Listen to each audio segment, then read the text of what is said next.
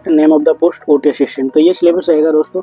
और मेरा ये सिलेबस बताने का पर्पस सिर्फ ये है, जो लोग अप्लाई कर रहे हैं उनको तो आइडिया होता है, लेकिन जो बच्चे प्रिपरेशन करेंगे अब आगे चल के या फिर पढ़ाई कर रहे हैं, उनको आगे चल के ये सब गवर्नमेंट प्रिपरेशन करनी है, तो वो एक आइडिया लेके चलें कि भाई गवर्नमेंट एग्जाम में ये सब सवाल इन सब से रिलेटेड पूछे जाने वाले रहते हैं, तो अपनी प्रिपरेशन आज से ही तैयार कर दें। बेसिकली मेरा मतलब यही है कि बाद में वो कंफ्यूज। हेलो फ्रेंड, कैसे हैं आप सभी? उम्मीद करता हूँ कि अच्छे होंगे। तो दोस्तों आज की वीडियो में मैं बात करने वाला हूँ जो कि KGMU की जो वैकेंसी निकल के आई थी, अभी आपको 2 दिन पहले मैंने वीडियो डाली है चैनल पर, फुल नोटिफिकेशन के साथ, प्रॉपर इन्फॉर्मेशन के साथ।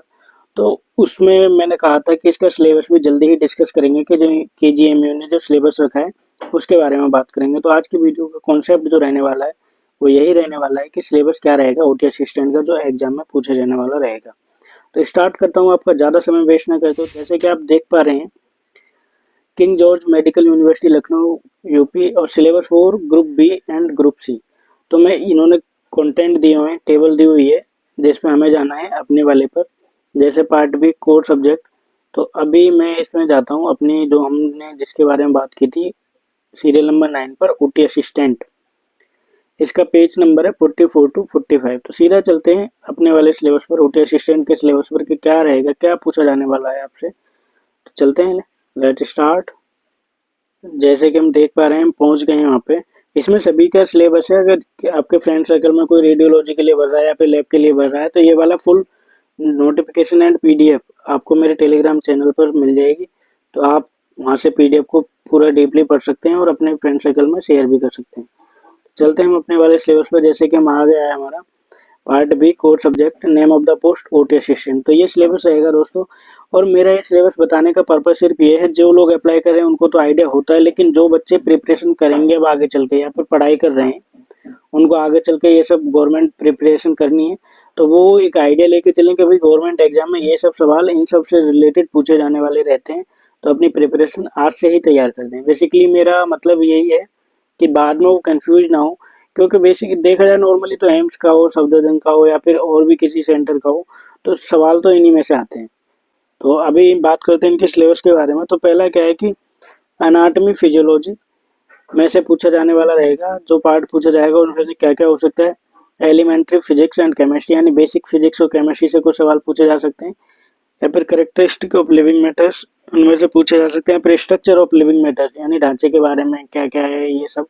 ऑर्गन मतलब जैसे आपने पढ़ा था ना कि भैया सेल सेल है, सेल से मिलकर क्या बने, टिश्यू बने, टिश्यू से मिलकर ऑर्गन बने, ऑर्गन से बनकर सिस्टम बना। तो इस तरीके से ही सवाल रहेंगे, धीरे धीरे शुरू करेंगे और यहाँ तक पहुंचेंगे। जैसे कि 4th नंबर पे एनाटॉमी एंड फिजियोलॉजी से रिलेटेड पूछे जाने वाला रहेगा आपसे, to the cardiovascular system, nervous system, respiratory system, circulatory system, digestive system, hepatobiliary system, endocrine gland and exocrine gland, urinary system, reproductive system, musculoskeletal system. तो basically आप समझे कि जो अनाटमी के हमारे जितने भी सिस्टम्स होते हैं उनसे बेसिक सवाल पूछ सकते हैं वो। मतलब जैसे कि हार्ट से रिलेटेड पूछ लिया, किडनी से रिलेटेड पूछ लिया, या फिर नॉर्मली ज़्यादा पूछे जाने वाले जो सवाल रहते हैं वो ग्लैंड से आते हैं, endocrine gland and exocrine gland. और देखो किसी में से कुछ भी आ सकता है। इन्होंने पहले आपके सामने मैटर रख दिया कि भाई हम इनमें से पूछने वाले हैं, तो आप अपनी प्रिपरेशन इस हिसाब से करेंगे। और सर्जिकल एंड की बात करूँ तो इन्होंने अगली लाइन में लिखा है कि सर्जिकल इंस्ट्रूमेंट एंड प्रोसीजर्स, इनमें से क्या पूछ सकते हैं, इंक्लूडिंग स्टेलाइजेशन डिसइंफेक्शन, यानी CSHD से रिलेटेड पूछेंगे इसमें। तो CSHD में नॉर्मली आता है भैया टेम्परेचर कितना रखते हैं ऑटोक्लेव का, ये सब आते हैं, टाइम ड्यूरेशन, ये सारी चीज़ें। जैसे डिफरेंट मेथड के बारे में पूछ सकते हैं, जैसे कि आपने देखा ही होगा, पढ़ भी रखा है आपने, केमिकल मेथड, फिजिकल मेथड, इन सब के बारे में। Protection of patient in surgery, preparation of patient, ये सब देखो बेसिक है। ज़्यादा पढ़ेंगे तो आप इसका PDF ले लेना मेरे टेलीग्राम चैनल से, तो आप इसको अच्छे से रीड करना और एक एक पॉइंट को लिखना।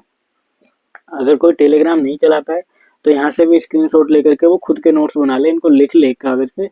अगर आज नहीं तो कल इनकी आवश्यकता आपको पड़ने वाली है, ये 100%। अगर आप गवर्नमेंट जॉब पाने की फाइट करेंगे तो आपको ज़रूरत पड़ेगी ही पड़ेगी। तो और क्या है, ट्रांसफर प्रोसीजर, पोजीशन, जब पेशेंट को ट्रांसफर करते हैं उस समय जो पोजीशन रखते हो, वे किसी में हेडअप लेके जाते हैं। जैसे GA का पेशेंट होता तो उसमें हेडअप कर देते हैं, स्पाइनल का होता तो सुपाइन लेके जाते हैं। ये सारे सवाल रहेंगे।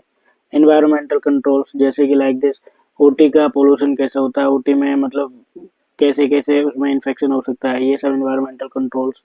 इलेक्ट्रो सर्जरी क्या है, ऑपरेटिव रिकॉर्ड, काउंटिंग प्रोसीजर मतलब प्रोसीजर के बाद जो काउंटिंग करते हैं, कुछ भी इनमें से पूछा जा सकता है। वही स्टेलाइजेशन या फिर इमरजेंसी डिजास्टर मैनेजमेंट। आपको लग रहा होगा कि काफ़ी बड़ा है, लेकिन बड़ा आपको लग रहा है, लेकिन ये जब आप प्रैक्टिस करते रहेंगे तो वो छोटा सा आपके सामने बन जाएगा। सर्जिकल इंस्ट्रूमेंट से पूछेंगे, सर्जिकल इंस्ट्रूमेंट में से क्या पूछेंगे, instrument for general surgery, operation of face नेक, जो कि जनरल सर्जरी में इंस्ट्रूमेंट इस्तेमाल होते हैं। मैंने इंस्ट्रूमेंट की वीडियो बनाई हुई है, आप चाहें तो वो भी देख सकते हैं, और फिर भी आपके पास बुक होगी इंस्ट्रूमेंट की, उनको पढ़ते रहें। अगर आप प्रैक्टिस में हैं तो आपको ज़्यादा दिक्कत नहीं आने वाली है। अगला है operation of nose, throat and X-ray, nasal sinus, ophthalmic surgery, sinus, ear and throat. यानी बेसिकली बात की जाए तो सर्जरी से रिलेटेड जो भी इंस्ट्रूमेंट, जो जो डिपार्टमेंट में सर्जरी होती है, गायनी में होती है, न्यूरो में होती है, जीआई में होती है, उन सबके इंस्ट्रूमेंटों के बारे में आपसे पूछा जा सकता है। Operation on the muscular system, radio insertion, traumatic surgery. जो भी स्क्रीनशॉट लेना चाहें वो स्क्रीनशॉट ले सकते हैं, इनकी प्रिपरेशन आपने करनी है। और मैं तो ये भी कहूँगा, जो बच्चे अप्लाई नहीं कर रहे हैं या फिर जो अप्लाई करेंगे, या फिर जो गवर्नमेंट के लिए एलिजिबल नहीं है, वो चाहते हैं कि हमें उन्हें गवर्नमेंट नहीं करनी है, अपने घर के आसपास प्राइवेट भी जॉब करनी है, फिर भी एक थ्योरिकल पार्ट को स्ट्रॉन्ग करना चाहते हैं, तो ये सब प्रिपरेशन करते रहें। मैं तो यही कहूँगा, वही कहता हूँ जैसे पहले कहता हूँ, कुछ हो ना हो जनाब, अनुभव तो मिलेगा, वही है।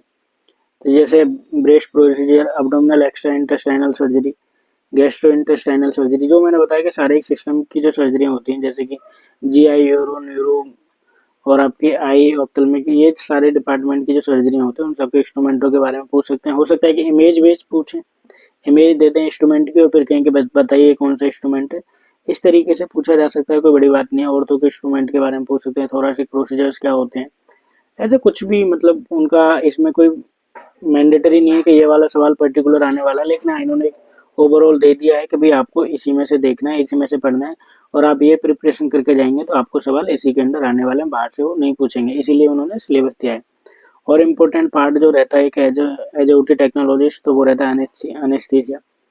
अनेस्थीसिया से पूछने वाले हैं जनरल अनेस्थीसिया, रीजनल अनेस्थीसिया। देखो दो सवाल तो यहीं पे, एक सवाल तो देखो इनके सिलेबस में छुपा हुआ है कि अनेस्थीसिया को दो पार्ट में बांटा हुआ, general anaesthesia, regional anaesthesia. Regional anaesthesia को देखो स्पाइनल, एपिड्यूरल, क्वेडल, लोकल, टॉपिकल, इन सब से सवाल पूछे जा सकते हैं। अगर आप मेरे चैनल पर भी बने हुए हैं अच्छे से, तो ये सब मैंने थ्योरिकल भी पढ़ाए हुए हैं, आप उनको भी चैनल को जाके विजिट करेंगे तो थ्योरिकल पार्ट भी आपको मिल जाएगा अनेस्थीसिया से रिलेटेड। तो ऑलमोस्ट ये जो दिए हुए हैं ये तो मिल ही जाएंगे आपको। बाकी और मैं बनाऊंगा भी, जब तक इसका एग्जाम होगा उससे पहले मैं बनाता रहूँगा। और क्या है, method for preparation of the patient of anaesthesia, anaesthesia के लिए जो मेथड रखते हैं प्रिपरेशन में। Pharmacology and clinical use of intravenous, pharmacology से पूछेंगे सवाल, फार्माकोलॉजी भी पढ़ाई हुई है हमने। फार्माकोलॉजी जो रूट वगैरह ये सारी चीज़ें, ड्रग्स है, ड्रग्स क्या फार्माकोलॉजी है, फार्माकोडायनामिक क्या है, ये सारी चीज़ें हमने बताई हुई हैं, आप वहाँ पढ़ सकते हैं। Intravenous and inhalational anaesthetic agent, ये एनेस्थेटिक एजेंट जो होते हैं इनहेलेशनल, जैसे कि सीवोफ्लोरिन, डेस्फ्लोरिन, आइसोफ्लोरिन, ये सारे के सारे पूछे जा सकते हैं। ओपोइड पूछे जा सकते हैं, एनएसएआईडी जो रहती हैं ड्रग्स इसकी कैटेगरी को पूछे जा सकते हैं। न्यूरोमस्कुलर ब्लॉकिंग एजेंट यानी मसल सेलर एक्सीडेंट के बारे में, reversal agent, autonomic nervous system and local anaesthesia agent. ये बेसिक से हैं, मतलब इसमें लग रहा है आपको काफ़ी है, लेकिन आप इनको ध्यान से देखेंगे तो ये तो आपको सबको आते होंगे। वही है, ज़्यादा कुछ है नहीं इसमें लिखा हुआ, तो आपको लग रहा है कि बहुत ज़्यादा हो रहा है। इमरजेंसी रिससिटेशन से पूछ सकते हैं सवाल, ALS and BLS. ALS advance life support, BLS basic life support. इसके प्रॉपर मैंने एमसीक्यू के साथ बनाए हुए हैं। बीएलएस के MCQ with MCQ, CPR with MCQ, जो मोस्ट प्रोबेबली एमसीक्यू पूछे जाते हैं एग्जाम्स में, उनकी एक सेपरेट वीडियो भी मैंने बनाई हुई है, एमसीक्यू सीरीज में जाके देखेंगे आप, तो उसमें आपको मिल जाएंगे। इमरजेंसी ड्रग्स, इस पर तो बहुत अच्छी खासी मैंने बनाई हुई है वीडियो। इमरजेंसी ड्रग्स के बारे में आपको पता होना चाहिए, जो ओटी में यूज होते हैं इमरजेंसी ड्रग्स, या फिर बेसिकली इमरजेंसी डिपार्टमेंट में होते हैं, आईसीयू में, जहाँ पे बेसिक इमरजेंसी जैसे एड्रानिल, नोर एड्रानिल, ये सब मेपेंटेन, जो मतलब जिनके जो ऐसी ड्रग्स हैं जिनको अगर समय पे ना दी गई मरीज को तो जान जाने का खतरा रहता है, तो वो सारी ड्रग्स की कैटेगरी आपने लिस्ट भी बना रखी होगी, उन सबको प्रिपेयर कर लेना।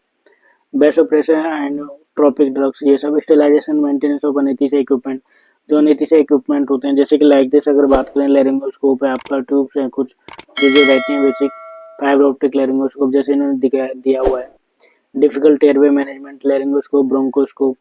और 10 नंबर पे आपको पढ़ेंगे तो instrument and tubes use anaesthesia practice, जो इंस्ट्रूमेंट एंड ट्यूब्स अनेस्थीसिया की प्रैक्टिस के दौरान इस्तेमाल किए जाते हैं, जैसे मैगिल फोर्सेप है, ये सब जो होते हैं इन सब के बारे में भी आपको पता होना चाहिए।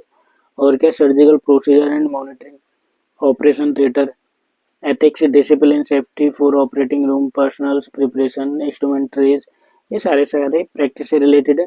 लेकिन ये आपको पढ़ रखे होंगे आपने थ्योरिकल भी, और इसमें 5 ईयर एक्सपीरियंस मांगा तो आप ऑलरेडी प्रैक्टिस में होंगे, तो आसान है, ज़्यादा घबराने की बात नहीं है। और क्या है, surgical procedure monitoring, surgical procedure होते हैं उस दौरान जो मॉनिटरिंग करते हैं, कुछ सेफ्टी फीचर्स होते हैं मॉनिटरिंग के दौरान भी, क्या हो रहा है, बीपी बढ़ रहा है, घट रहा है, ये सारी चीज़ें, HPO2 वगैरह, ETCO2, ये सब मैंडेटरी होते हैं जिन पे आप बेसिकली ध्यान देते हो नॉर्मली, वही एग्जाम में भी पूछा जा सकता है। ETCO2 का ग्राफ दे देंगे, बताएंगे कि ज़्यादा हो रहा है, कम हो रहा है, पूछ सकते हैं। और क्या है, preparation of instrument and tray, जैसे कि प्रिपरेशन करते हैं इंस्ट्रूमेंट ट्रे की, गायनेकोलॉजी या obstetric tray, genito urinary tray, cardiovascular trays, orthopaedic, बोले सिंपल सी बात है, अगर हम बेसिकली ध्यान दें हो गया। वैसे ही हमारा सिलेबस यहीं तक है, बाकी तो अगले पार्ट में किसी और पोस्ट का है, लेकिन अगर हम ध्यान दें तो जितना भी ये सिलेबस आपको लग रहा है, अगर हम ध्यान दें जितना भी सिलेबस आपको ये लग रहा है कि बहुत ज़्यादा है, ये बहुत ज़्यादा नहीं है मेरे साथियों। ये अगर आप इसको थोड़ा सा ध्यान देंगे तो आप इन सब में से 70-80% तो आपने पढ़ ही रखा होगा, तो इसलिए ज़्यादा घबराने की बात नहीं है। आप कोशिश करें, क्योंकि क्या खूब कहा है, कोशिश करने वालों की कभी हार नहीं होती। ठीक है दोस्तों, चलते हैं। शुक्रिया, आपने पूरी वीडियो को देखा और समझा, और मैं आपसे यही रिक्वेस्ट करूंगा कि इसके नोट्स ज़रूर बना लें। अगर आपको आप स्क्रीनशॉट ले लें तो स्क्रीनशॉट ले लें, लेकिन फिर भी नोट्स अपने हाथों से ज़रूर बनाएं। PDF मिल जाए तब भी लिखना है आपको अपनी डायरी पे कि ये सब, और लिखना है और उसको डेली डेली देखना भी है। तो thank you so much for watching this video.